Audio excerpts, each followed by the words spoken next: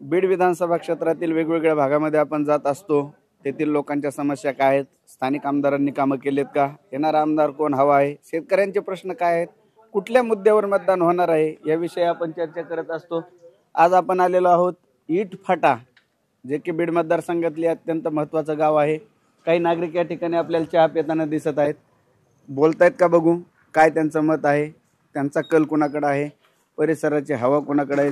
Jarange पाटलाचे shirt घातलेले एक आपल्याला दिसत आहे सध्या. बघू आपण, काय सांगाल, वातावरण काय आता 20 तारखेला मतदान आहे? वातावरण सर जसं की पाटील म्हणतील तसं, कारण पाटलांनी जे केलंय मराठा समाजासाठी ते आजपर्यंत कुणीही केलं नाही. अण्णासाहेब पाटलांच्या नंतर, स्वर्गीय विनायकराव मेटे साहेबांच्या नंतर आता पाटीलच आहेत आणि पाटील जे सांगतील तेच आम्ही करणार. दुसऱ्याच्या व्यतिरिक्त कोणाचं ऐकणार नाही. काय आता पाटलांनी अजून काय भूमिका घेतलेली नाही, अजून काही घेतलेलं नाही. सांगते वाटतंय तुम्हाला? नाही वाटत बी नाही, पण जर सांगितलंच तर पाटील म्हणतील तसंच होईल. पाटलांनी एखादं नाव घेतलं तर त्याच्या पाठीमागे राहणार 100%. 100% पाटलाच्या पाठीमागे. तुम्हाला काय वाटतंय, आता बीडचा विकास झालाय का, स्थानिक आमदारांनी कामं केलेत का ना, या परिसरामध्ये हवा कोणाची? स्थानिक आमदारांचं असं आहे, गेली आमच्या वडिलापासून कळतं की त्यांच्याकडे सत्ता आहे.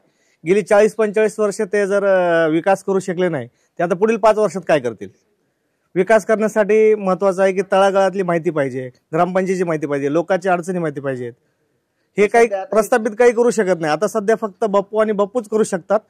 त्यांना पूर्ण ग्रामपंचायत पासून आता आमदार सगळ्या लोकांच्या अडचणी माहिती आहेत आणि ते आतापर्यंत धावून गेलेत.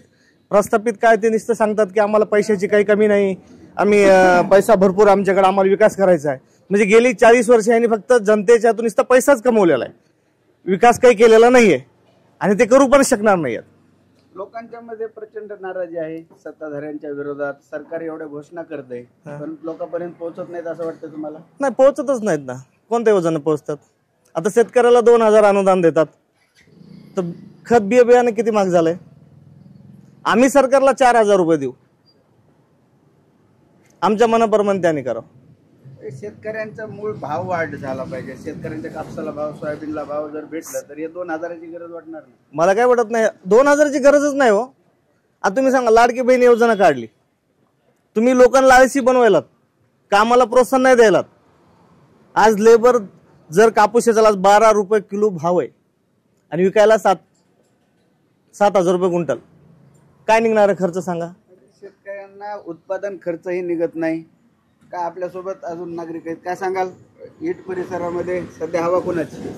हवा तर सध्या कुंडली बाप्पूचीच हवा आहे. कुंडली बापूची हवा. किती परिसर, किती गावामध्ये असं वातावरण आहे? हे आमच्या सर्कल मध्येच आहे सगळं. सर्कलमध्ये इकडं आपल्याला कुंडली बापूची हवा सध्या तरी दिसते. काय सांगाल, शेतकरी? हो, आहेत ना शेतकरी. काय आहे शेतीत? कापूस? हो, कापूस आहे. सोयाबीन आहे. 2000 येतात मोदीचे. कोणाला येतात, कुणाला नाही येते. ते प्रत्येकाला थोडेच येतात. 50% लोकांना येतात, 40% लोकांना येतात, 60% लोकांना येत नाहीत. 60% लोकांना येत नाहीत. काय आता सरकार एवढ्या घोषणा करतंय, सरकारच्या योजना तुमच्यापर्यंत येतात काही येत नाहीत. आता सध्या वातावरण 20 तारखेला मतदान आहे. हो. तर आता 4-5 उमेदवार आहेत. हो. कुंडलिक खांडे, अनिल जगताप, ज्योतिताई मेटे, संदीप क्षीरसागर, योगेश क्षीरसागर. कोण वाटतंय बीडचा आश्वासक चेहरा, कोण वाटतंय तुम्हाला? आश्वासन तर काय सगळेच देतात, सगळे सत्यवाले देतात, बिना सत्यवाले देतात. पण बाप्पूचा प्रश्न कसा आहे, कुठं समजा आपला शेतकरी, आपल्या शेजारी गाव आहे, खेड्यातला माणूस कधी आमदार केला आजपर्यंत उभा राहिलेला नाही. सामान्य कुटुंबातला माणूस आहे. ह्याला मतदान करावं अशी आमची इच्छा आहे. कुंडलिक बाप्पूला मतदान करावं अशी इच्छा आहे तुम्हाला? तुम्हाला काय वाटतंय? कुंडलिक बाप्पूला मतदान करायचं ना. ते कधी बी रातचं 12 वाजता बी जर त्यांच्याकडे गेलो किंवा त्यांना फोन लावला तर ते आमच्या सोबत येतात. अशा माणसाला सोडता हे बंगल्यातल्याला मतदान करण्यापेक्षा हे चांगलं मतदान आहे. गोरगरिबा किती बी रातचं हाका बी मारले तरी येतात ते, आणि सगळे काम चांगले करते ते, असं वाटतंय आम्हाला. काही कामं केलेत का इथून पाठी? कामं करतात ना ते, आमच्याकडे तर करतात. या सर्कलला तर काम चांगलं करतात. आम्ही फोन केला की ते कधी टाळीत नाहीत. रातचं बी फोन उचली देत, कुठलं काम असलं तर करते. काहीच नाही, पीएची गरज नाही. डायरेक्ट काम करते ते. आणि हे सरकार, पहिले जे सरकार आहे का हे चांगलं नाही. याने कापसाचे भाव वाढले तर त्याच्यावर जीएसटी लावली. सोयाबीन 7000 विकत होती तर आता लावली सोयाबीन 3000, 3200-3500 इकती. सोयाबीन काढायला 200 रुपयाला पोतय, बयाला 300 रुपये रोज आहे. आणि काय परवडणार आहे शेतकऱ्याला? आणि हे 2000 रुपये देते, कापसावर जीएसटी लावली. माझं खत 1 लाख रुपयाचं मला खत लागतंय वर्षाला, आणि जीएसटी लावली ह्यांनी 18% म्हणजे 18,000 घेतात आणि आम्हाला 6,000 देतात. मला हे सरकार आहे का? हे भंगार आहे, म्हणजे भंगार सरकार. भंगार सरकार आहे, एकदम भंगार. या सरकारच्या विरोधात ह्या सरकारच्या विरोधात मतदान होणार आहे, काय अडचण नाही. आपल्यासोबत शेतकरी मामा आहेत, काय सांगाल? या लोकांमध्ये सरकारविषयी प्रचंड रोष दिसतोय. तुम्ही शेतकरी आहात ना. काय कारण? शेतीला मालाला भावच नाही. आपल्या कापसाला भाव 9,000 पर्यंत गेलेला, 6,000 7,000 आणला एकला. सोयाबीनला 6,000 6,500 रुपये भाव आता, तर 3 3,500 4,000 रुपये पोहोचला. आता ते 2-2 हजार सोडले, हे शेतीचे भाव, कापसाचे मालाचे ज्वारीचे भाव कमी करून टाकले. याचा फटका या सरकारला बसेल? बस ह्याचा फटका बरोबर बसणार शेतकऱ्याकडून. सध्या कुठल्या मुद्द्यावर लोक मतदान करतील? सध्या मतदान कुलनिक बापूवर करणार. कुलनिक बापू कशाला बोलले, लोक कुठं उभं राहतात, कुठे लोकांना तोंड देतात, कुठं समजा दवाखान्याला काही अडचणी आल्या त्याचं धावपळ चालूच आहे त्यांची. गोरगरिबाच्या हाकेला धावून जाणारा नेता म्हणून कुंडलिक बापूकडे सध्या तरी आपल्याला या लोकांचं कल वाटतोय. काय वाटतंय? तुम्ही तरुण आहात, शेतकरी आहात. बाप्पूची काम करण्याची धडाडी चांगली आहे. सर्वसाधारणना कुठं बी असं उपलब्ध होते, कुणाचा फोन उचलते, कामाची पूर्ण त्यांची चांगली ही पद्धत आहे आणि बदल व्हायला पाहिजे. प्रत्येक आज किती वर्षापासून एक हाती सत्ता जी आहे ह्याच्यात बदल व्हायला पाहिजे. बदल व्हायला पाहिजे. इटकर लोकांनी आता गावांनी ठरवलं, या परिसरातल्या लोकांनी ठरवलं बदल करायचा, ठरवलंय ना. आपल्यासोबत अजून काही नागरिक आहेत, काय सांगाल? जयहरी माळकरी तुम्ही, काय वातावरण आहे सध्या? काय नाही, फक्त बदल करायचा आहे. कारण पाशाबाई पटेल, देवेंद्र फडणवीस साहेब हे दिंडी काढली होती ना, की आपल्याला सोयाबीनला हे भाव भेटावा, कापसाला ते भाव भेटावा. कुठे गेले त्यांचं? आता काय भाव आहे? त्यांच्या हातात सत्ता होती ना. म्हणजे विरोधात असलं की शेतकऱ्याकडून आरडायचं, सत्यता असलं की पुन्हा ते लक्ष द्यायचं नाही. आता तर पुन्हा आता त्यांचं जर सरकार जर आलं तर पुन्हा आणखी मंदिर मायनस करू. आपला आता खर्च झालाय, 100% ते होणार आहे. त्यासाठी फक्त बदल करायचा. आरक्षणाचा जो मुद्दा आहे या मतदारसंघामध्ये आपल्याला दिसतो, आरक्षणाचा मुद्दा आहेच ना.